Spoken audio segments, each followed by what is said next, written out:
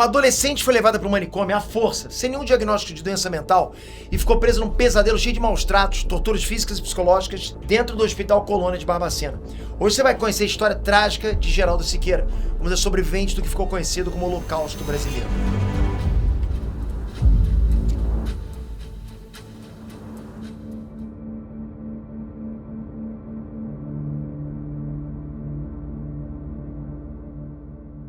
Olá pessoal, Peter aqui. Bom, ela tinha 15 anos quando atravessou o portão do manicômio, mas ela não entrou com o diagnóstico, não tinha nenhum prontuário, nenhuma indicação de doença. Na verdade, ela entrou grávida, assustada, depois de ter sido vítima de um homem que tinha muito a perder. Do lado de fora do portão ficou a única vida que ela conhecia, mas do lado de dentro começou uma outra. Uma vida que ela nunca escolheu, nunca mereceu e que durou décadas. O Brasil tem uma ferida gigante, ok? Que pouca gente conhece. Uma ferida grave, funda, escondida no interior de Minas Gerais, numa cidade cercada de rosas. Uma ferida que matou mais de 60 mil pessoas. Uma ferida que o próprio país preferiu esquecer. Essa é a história de Geralda Siqueira, uma moça que foi descartada pela sociedade quando tinha só 15 anos. E a partir dela você vai conhecer os horrores que aconteciam no Hospital Colônia de Barbacena.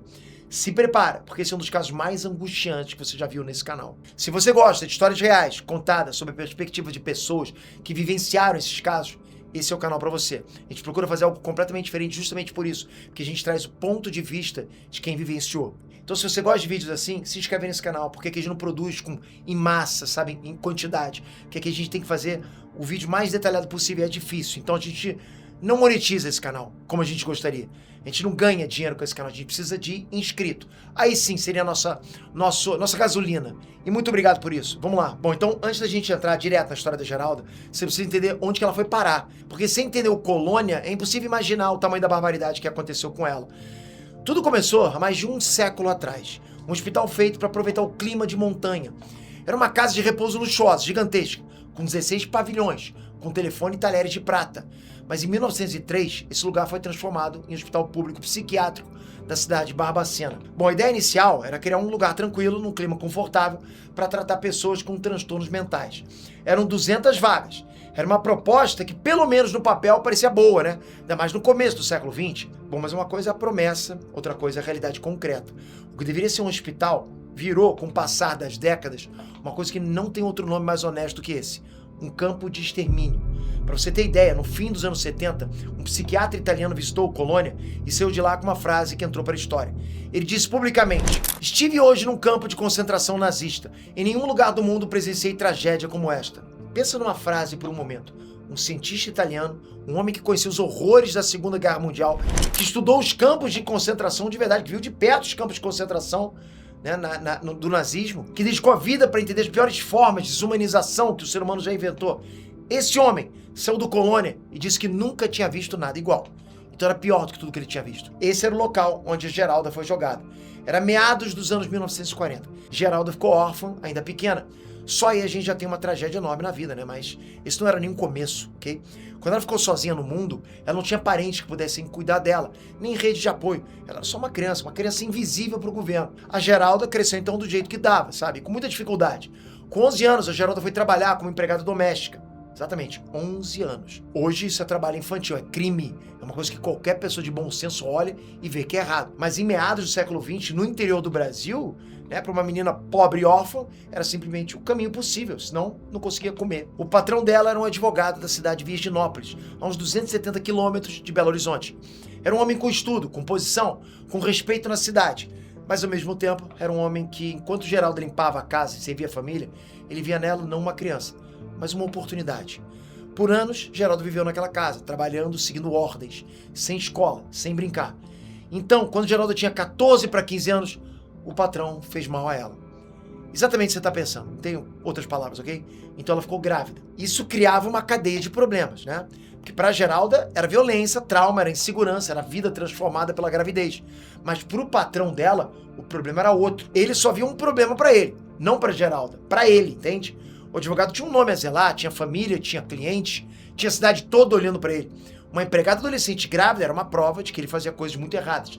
Então ele fez o que as pessoas ruins e poderosas sempre fazem. Ele se livrou do problema. Ele evitou um escândalo. Geralda, com 15 anos, grávida de 3 meses, foi mandada para o Hospital Colônia de Barbacena, sem diagnóstico, sem laudo médico, sem ter feito nada de errado no mundo. Ela foi despachada para o Colônia como se fosse uma coisa ruim que devia ser escondida num lugar onde ninguém mais fosse procurar. E funcionou. Porque o Colônia era exatamente esse lugar. Eu vou te explicar como é que funcionava o sistema, porque isso é fundamental para você entender a monstruosidade do que estava acontecendo. Lembra que eu falei agora há pouco que o Hospital Colônia foi criado para acolher 200 pessoas? No auge da superlotação, esse hospital chegou a ter mais de 5 mil internos ao mesmo tempo. E um desses era a Geralda.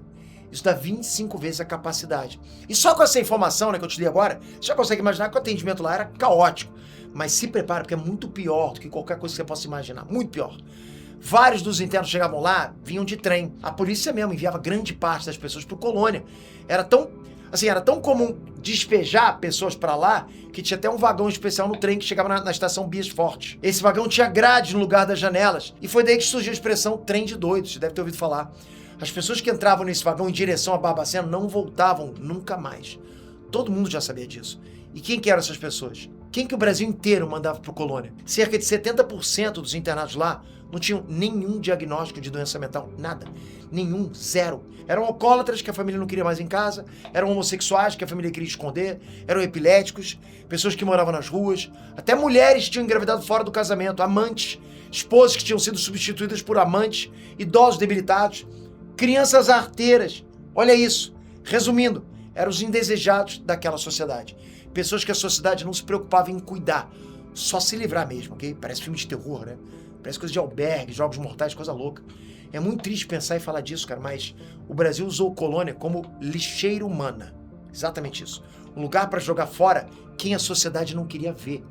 E Geralda, filha de ninguém, empregada doméstica desde os 11 anos, né? Que não ganhava dinheiro, que trabalhava em troca de casa para morar e comida para comer.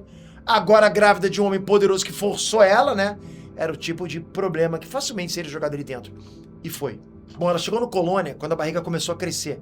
E ela chegou não como uma paciente, não como uma pessoa que precisava de cuidado. Ela foi recebida como mais um descarte social. Geralda demorou para entender tudo aquilo. Ela simplesmente foi levada para um lugar que ela não conhecia. E deixaram ela lá, largaram ela lá. E assim que ela entrou, rasparam os cabelos dela, tiraram as roupas dela, deram um banho de desinfecção e deram um trapo velho para ela vestir. A identidade dela foi apagada em questão de minutos desde que ela cruzou aqueles portões. Lá dentro, ela viu milhares de pessoas internadas, mas não parecia um hospital, parecia um depósito de gente. Homens, mulheres, crianças, idosos, todo mundo abandonado. Não demorou muito para ela perceber que a vida ali ia ser difícil. Não tinha cama para todo mundo, nem comida, nem remédio. Nem todos usavam roupas, várias pessoas andavam descobertas da cabeça aos pés. Não tinha o básico para fazer as necessidades. Os banheiros eram quebrados, não tinha produto de higiene para todo mundo e eram poucos médicos lá, enfermeiros circulando. Na verdade, com o tempo, ela percebeu que a maioria dos funcionários não passavam de guardas, né, como se fosse uma prisão mesmo. Em todos os lugares só se via sujeira e gente amontoada. Era a visão do inferno. Geralda teve medo. Medo por ela, medo pelo bebê, medo da vida que teria pela frente, lá dentro, esquecida lá dentro. Logo ela percebeu que ali não era um lugar de cura. E ela percebeu que as opções de tratamento eram precárias também. Todo mundo tomava um comprimido rosa ou um comprimido azul. E quando o paciente era muito exaltado, tomava os dois. Quando tinha rodadas de injeção, todo mundo era aplicado com a mesma agulha. Uma única agulha para o hospital inteiro, que de vez em quando os enfermeiros ferviam. A comida era pouca e era intragável. Na maioria das vezes era comida azeda, estragada mesmo, ok? Às vezes era um mingau branco e aguado, que ela não conseguia nem identificar do que era feito. Mas nunca vinha comida sólida. Eram sempre comidas pastosas, purês, mingaus. Então o Geraldo entendeu por que a maioria dos internos não tinha dente. Com tantos anos sem mastigar comida sólida, os dentes simplesmente enfraqueciam e caíam. Se sentissem sede, eles tinham que beber água da torneira ou do vaso, né, quando tinha água. Às vezes um cano estourava e ali os pacientes se banhavam e bebiam água à vontade. Geralda viu também muitas pessoas entrarem e saírem da sala de eletrochoque. Era um tratamento desumano que dava descargas elétricas nas cabeças dos pacientes. E ela também viu pessoas passarem por lobotomia, que é uma mutilação cerebral que deixava as pessoas desligadas para sempre. À noite tudo piorava. Geralda sentia muito medo, sabe? Os internos brigavam por camas e cobertores, pessoas se agrediam, outras gritavam e choravam a noite inteira. A vida da Geralda nunca tinha sido fácil, mas nada tinha sido tão terrível quanto lá dentro do Colônia. E lembrando de novo, ok? Ela foi parar nesse manicômio sem nenhum problema psiquiátrico. Geralda viu muitas pessoas morrerem lá dentro, né? Por agressões, por maus tratos, pelos choques, por inanição, infecção. E quando morriam, os corpos eram jogados numa vala comum do lado do Colônia. Mas morria tanta gente que muitos corpos não eram enterrados com dignidade, eram vendidos para a universidade. E no meio disso tudo, uma adolescente grávida. Geraldo entendeu rápido que ninguém que entrava por aqueles portões saía vivo. Entendeu também que a partir do momento que alguém cruzava aqueles portões, não seria mais considerado como gente. Os meses passaram, a barriga foi crescendo e ela não teve nenhum atendimento pré-natal. Ela não sabia se ela estava saudável, nem se o bebê estava saudável, se era menino ou menina, até que chegou o momento. Geralda, aos 15 anos, deu à luz a um menino. O nascimento de um filho costuma ser um dia inesquecível de felicidade, mas não dessa vez. Geralda se preocupou porque que futuro teria um bebê que nasceu dentro do Colônia? Ela deu o nome de João Bosco pro filho dela. E apesar desse bebê ter sido fruto de um trauma, ela sabia que o bebê não tinha culpa de nada. E ela amava esse bebê. O bebê nasceu saudável, mas os desafios estavam só começando. Com o bebê pequenininho nos braços, ela ficou sabendo que as mulheres grávidas no Colônia não podiam criar os filhos. Era regra. Depois de desmamar, as crianças eram entregues para adoção ou mandadas para orfanatos e abrigos. E como o pasto do Colônia era administrado por freiras, elas tomavam a decisão sobre o destino dos bebês. Mas Geralda não era uma paciente internada por problemas psíquicos. Nunca foi, né? Ela era uma prisioneira inocente daquele sistema. E que agora tinha um filho. E ela tinha condições e ela queria ficar perto desse filho. E por algum tempo ela conseguiu. Ela foi colocada para trabalhar no berçário, para cuidar das crianças. E assim ela conseguiu cuidar do João Bosco. Era o único jeito de estar perto dele o dia todo. Bom, depois de tudo que ela passou, depois de tudo que ela viu, mesmo assim ela encontrou naquele filho uma razão de continuar. Até que um dia, a freira responsável pelo berçário tomou uma decisão. Chegou a época de mandar o João e outras crianças para um abrigo em Belo Horizonte. Quando Geralda soube, ela ficou desesperada. Ela nem teve tempo de questionar a decisão, não teve tempo nem de se despedir. Ela sequer foi informada de que aquele dia chegou. Numa manhã, quando João Bosco tinha ainda poucos meses de vida, ela chegou no berçário e ele simplesmente não estava mais lá. Então Geralda foi atrás da irmã Teresa, para perguntar pelo filho dela. E foi aí que aconteceu uma coisa que define o que era o Colônia. A resposta da irmã Teresa foi simplesmente arrastar a Geralda para a sala de terapia de eletrochoque. Imagina só, Geralda levou eletrochoques por perguntar onde estava o filho dela. Essa é a frase que você precisa guardar dessa história. Não como uma metáfora, né? Ou um recurso dramático, né? Guarda isso como fato documentado, relatado pela própria Geralda décadas depois. A própria irmã Teresa aplicou os choques na cabeça da Geralda como castigo. Depois disso, Geralda nunca mais pôde sequer perguntar sobre o João Bosco. Eu vou te explicar o que era o eletrochoque no Colônia. Não era o eletrochoque moderno, que ainda existe, e é útil em vários tratamentos, inclusive, né? Mas hoje ele é feito em situações muito específicas, com controle médico, anestesia, segurança, sem dor. No Colônia era outro nível. Lá o eletrochoque era aplicado com uma naturalidade bizarra, sem prescrição médica, sem anestesia, sem nenhuma preocupação com a quantidade de energia que ia ser aplicada. Às vezes os pacientes lá passavam por várias sessões de eletrochoque no mesmo dia. E era comum que pacientes tivessem fraturas, convulsões e até morressem com essas sessões. Para você ter ideia, a demanda era tão grande que a energia elétrica da cidade de Barbacena não era suficiente para aguentar a carga. E de vez em quando o Colônia usava tanta eletricidade que provocava blackout na cidade. Outros ex-internos do Colônia contam que eram os próprios pacientes que tinham que segurar os colegas durante o choque, né? E quando exageravam na voltagem, o choque passava para quem estava segurando também. Esse era o tratamento. E Geralda recebeu esse tratamento só porque ela queria saber onde estava o filho dela. Mas foi com isso que Geralda teve que se contentar em silêncio. João Bosco foi mandado embora do Colônia e Geralda ficou. Ficou por anos, ficou por décadas. O tempo passa diferente quando você está preso num lugar que não tem contato com o mundo, né? Quando você não tem notícia de fora, quando ninguém vem te visitar, quando a rotina é tão pesada, é tão mecânica, que os dias começam a ser todos iguais e você já não sabe mais se faz uma semana, se faz um mês desde o último choque. Colônia, ele tinha uma lógica perversa que fazia as pessoas deixarem de se sentir humanas. É um tipo de armadilha que começa a destruir a pessoa por dentro. Isso aconteceu com a Geralda, porque no começo ela sabia que não tinha nenhum problema mental, mas quando todo mundo ao redor tratava ela como louca, como lixo, quando todas as vontades dela eram respondidas com punição, sabe? Quando toda pergunta resultava em choque, com o tempo ela passou a questionar a própria sanidade. Com o passar do tempo, o mundo da Geralda se resumiu ao Colônia. Ela se acostumou com a fome, ao frio, em ter milhares de pessoas amontoadas em todo lugar. Se acostumou com o mau cheiro, com os ratos, os gritos e as mortes. Enquanto os anos passavam, a Geralda ia apenas sobrevivendo dentro do Colônia. Lá fora, João Bosco crescia sem saber de nada disso. Ele cresceu acreditando que tinha sido abandonado, né? Que provavelmente a mãe não queria ele. Essa é uma dor que ele carregou por muitos anos. E João cresceu, estudou e virou bombeiro militar. Ele construiu uma vida, uma carreira. Mas aquela pergunta ficou sempre lá, né? Por que a mãe não quis ele? E a resposta era a mais injusta que existe. A mãe dele queria ficar com ele, mas ele foi arrancado dela. e ela foi torturada por querer saber onde ele estava. Lá dentro do Colônia, Geraldo teve que se acostumar com a ideia de que nunca mais iria saber o paradeiro do filho. Estava vivo ou morto, né? Estava feliz, se sabia que ela existia. Lá fora, João carregava uma história de abandono, que já é cruel por si só, mas sem nunca imaginar que a origem dele foi 1000 vezes pior. Foi só em 1979 que a esperança ressurgiu. Um jornalista visitou a Colônia e denunciou todos os absurdos que aconteciam naquele hospital. Só aí o mundo foi conhecer todos os horrores que aconteciam lá dentro. O caso ganhou projeção e um ano depois, em 1980, o Hospital Colônia de Barbacena foi fechado e os internos foram liberados. Foi a primeira salvação da Geralda. Geralda tinha mais de 40 anos quando isso aconteceu e ela finalmente pôde sair do Colônia e viver a própria vida. Ficar dentro do Colônia por tantas décadas foi um horror que a gente nem consegue imaginar direito. Mas imagina, Geralda não tinha muitas lembranças da infância e a maior parte da vida dela, né? Tudo que ela conhecia estava lá dentro. Sair daqueles portões foi um alívio, mas também dava medo. Ela não conhecia nada do mundo lá fora. Me lembra muito o filme Muito Além do Jardim. Aliás, eu aconselho muito esse filme, né? Mas é muito parecido com isso. Ela não tinha família lá fora, não tinha amigos, não tinha ninguém a quem recorrer. Ela seria jogada ao vento. Mas se as décadas dentro do Colônia ensinaram alguma coisa, foi que Geralda era forte em muitos sentidos. Depois de todos esses anos, ela não perdeu a sanidade, nem a vontade de viver. Ela foi muito forte. Aos poucos, com muito esforço, ela fez a vida ali mesmo em Barbacena. Arrumou trabalho, arrumou uma casinha para morar e finalmente a vida encontrou algum tipo de normalidade. As lembranças do Colônia deixaram marcas para sempre. Mas a Geralda não focava nisso. Ela pensava que a vida era sempre para frente. Mas ela nunca esqueceu do mais importante. Ela pensava todos os dias no João, no filho dela, sem ter nenhuma perspectiva de ter notícia dele. Até que em 2011, tudo mudou.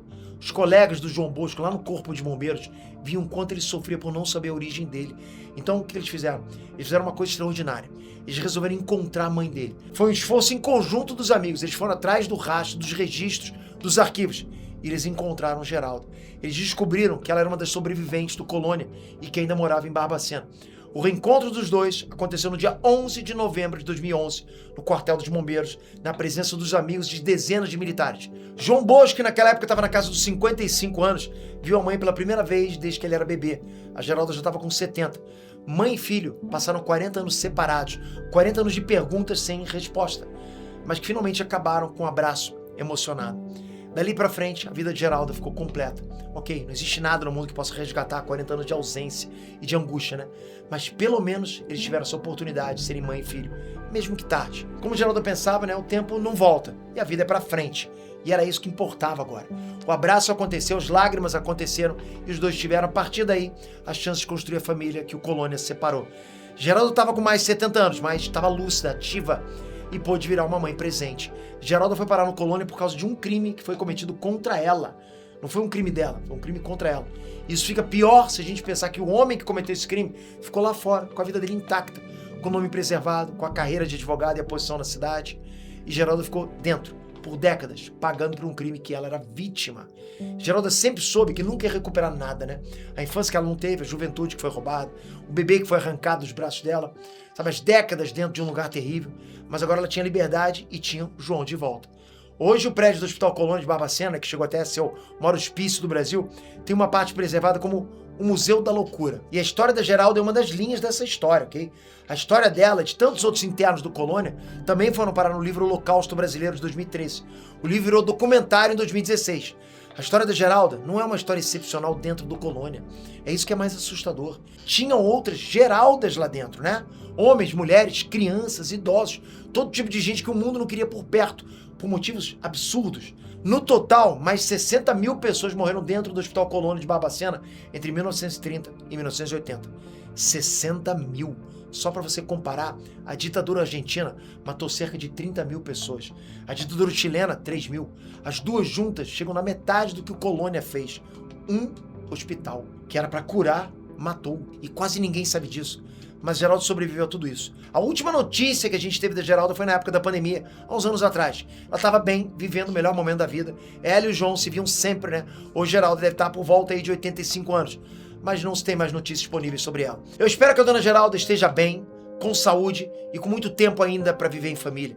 E um vídeo como esse, por mais pesado e tenso que seja, que sirva pra gente nunca ignorar, nunca esquecer que injustiças tão grandes assim aconteceram. A gente não pode nunca mais permitir que aconteça de novo, nunca mais.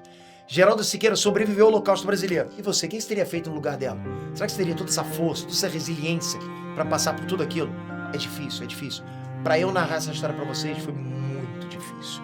Muito difícil.